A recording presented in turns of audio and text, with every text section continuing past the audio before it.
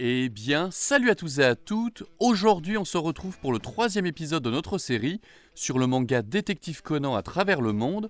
Et après avoir voyagé en Asie, en long, en large et en travers sur 2 vidéos, nous arrivons enfin dans notre très chère Europe, dans laquelle de nombreux pays connaissent ou ont connu le manga Détective Conan, pas toujours pour le meilleur. Comme d'habitude, on va aller tranquillement pour finir par les pays où il y a eu le plus de dingueries ou au contraire de diversité intéressante. On n'oublie pas le petit like et c'est parti.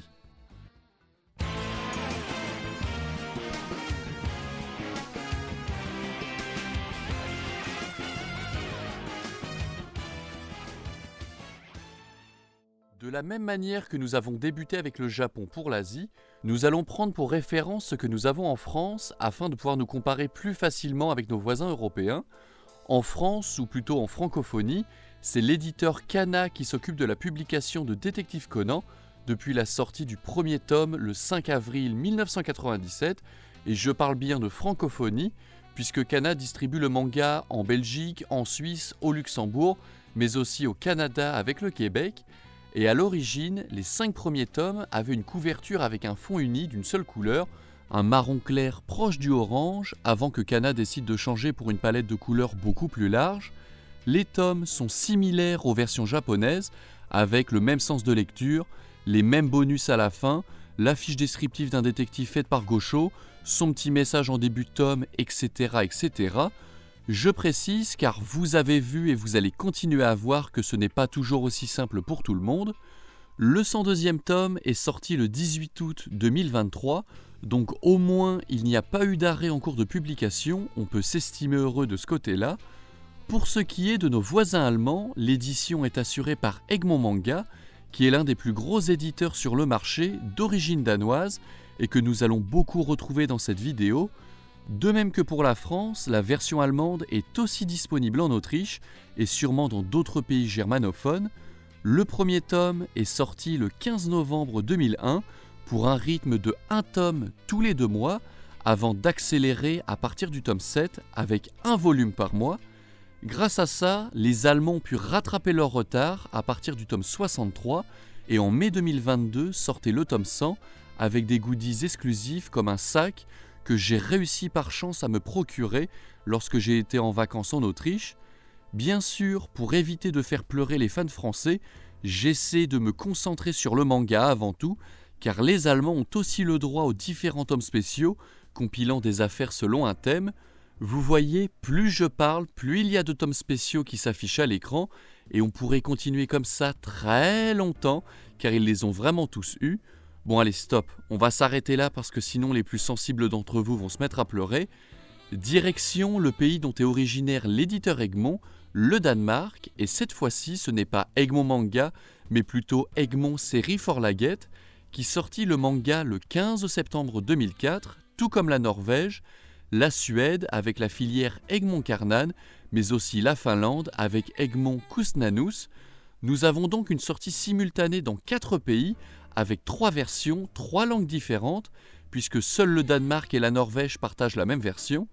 Néanmoins, les 4 pays ne vont pas connaître le même sort, puisqu'au Danemark et en Norvège, les ventes vont s'arrêter en 2008 avec 31 tomes. La Suède va suivre 2 ans après, puisque le dernier tome sorti sera le numéro 63, le 15 novembre 2010, en raison des ventes qui n'étaient pas à la hauteur. Et pour finir, notre grande gagnante sera la Finlande, où le manga porte le nom de Salapolitssi Conan et ses 77 tomes jusqu'en octobre 2013, la raison évoquée étant l'arrêt des activités avec Shonen Sunday à cause d'un budget en baisse. Et pour terminer avec Egmont, parlons un peu de la Pologne, qui en 2004, année où tout a commencé je vous le rappelle, un site du nom de Vrek.pl, qui est aujourd'hui disparu, annonçait que la filière polonaise d'Egmont avait inscrit Détective Conan dans son calendrier de sortie. Cependant, le manga ne verra jamais le jour en Pologne, ce qui fut un sacré faux espoir à l'époque. Ensuite, revenons avec notre cher éditeur Kana, qui a aussi publié Détective Conan aux Pays-Bas, avec le premier tome sorti le 11 juillet 2007, 10 ans après la version française. Nous retrouvons exactement les mêmes couvertures qu'en France, mais il semblerait qu'il en manque beaucoup, puisque malheureusement, l'aventure fut de courte durée, avec un arrêt le 1er septembre 2010 et seulement 13 tomes sortis. Encore une fois, la raison évoquée était les faibles ventes réalisées. Bon, beaucoup de mauvaises nouvelles depuis quelques minutes, mais ne vous inquiétez pas, on termine cette vidéo avec les 2 derniers pays, l'Italie et l'Espagne, qui sont vraiment exceptionnels en tout point. Nous à côté, la sortie manga en France, elle est vraiment ennuyante. Pour ce qui est de l'Italie, déjà, on comptabilise non pas 1, ni 2, mais 3 éditeurs différents. On débute en août 98 avec Comic Art, qui publia Détective Conan jusqu'au volume 22, qui correspond aux 15 premiers tomes japonais, avant de malheureusement faire faillite à la fin de l'année 2000. Déjà, ici, je vous laisse contempler les couvertures, qui jusqu'au tome 10 sont très classiques, avant d'avoir de véritables beautés. Le fond, avec la réunion de classe de Kogoro, où les Detective Boys devant le cadavre du meurtre à la bibliothèque, c'est juste magnifique. Ensuite, ayant fait faillite, il a bien fallu que la série reprenne chez un autre éditeur, et c'est Kabuki Publishing qui reprit le flambeau en sortant le tome 1 en décembre 2002, et ils continuèrent ainsi jusqu'en 2023 avec le tome 100. C'est une magnifique histoire d'un éditeur qui reprend la série à bras-le-corps pour l'emmener jusqu'au bout.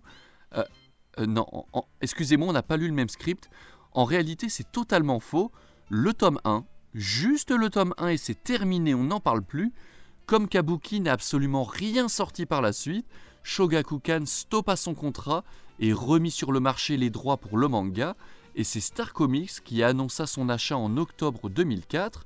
Le premier tome est donc sorti pour la 3e fois le 2 février 2005, et là on peut dire que c'est la bonne, car le 11 octobre 2023 est sorti le tome 103.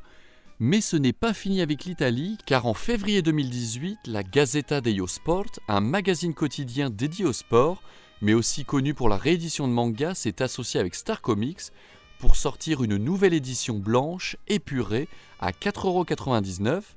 Avec un tome par semaine, les 90 premiers volumes ont donc été réédités entre février 2018 et novembre 2019. Chaque tome était aussi accompagné d'une carte postale à collectionner.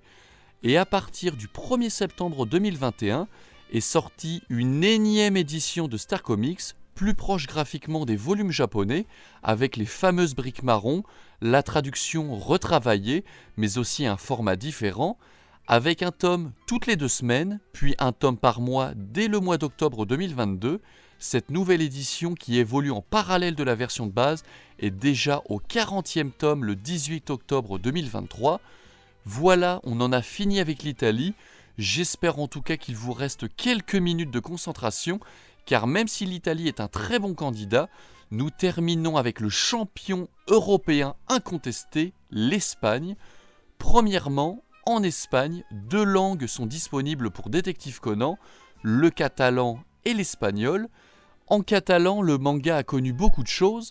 Dans la vidéo originelle sortie en 2019, je vous avais expliqué que seuls les 8 premiers tomes avaient été publiés avant d'être arrêtés, et c'était bien le cas, puisque les 8 premiers tomes sont sortis entre octobre 2004 et juillet 2008 avant de s'arrêter, mais ils ont vraiment essayé de me faire mentir, puisque 12 ans plus tard, sans aucune raison, le 23 juin 2020, les tomes 9 et 10 sont sortis, puis plus rien, avant 2023 avec les tomes 11 à 14, sortis entre le mois de janvier et le mois d'octobre.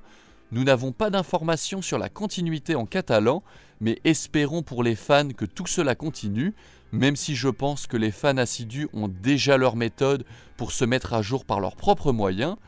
D'ailleurs, je préfère vous le dire maintenant, ça ne va pas être simple à digérer, mais les versions catalanes et espagnoles ont toutes les deux inversé le sens de lecture. Ainsi, les gauchers sont devenus droitiers, les mangas se lisent comme des romans, bref, rien ne va plus, et ils aiment tellement être perfectionnistes dans la connerie qu'ils ont pris en compte ces changements dans l'adaptation. Donc pour eux, Jin, qui est droitier, c'est écrit noir sur blanc, tout est normal.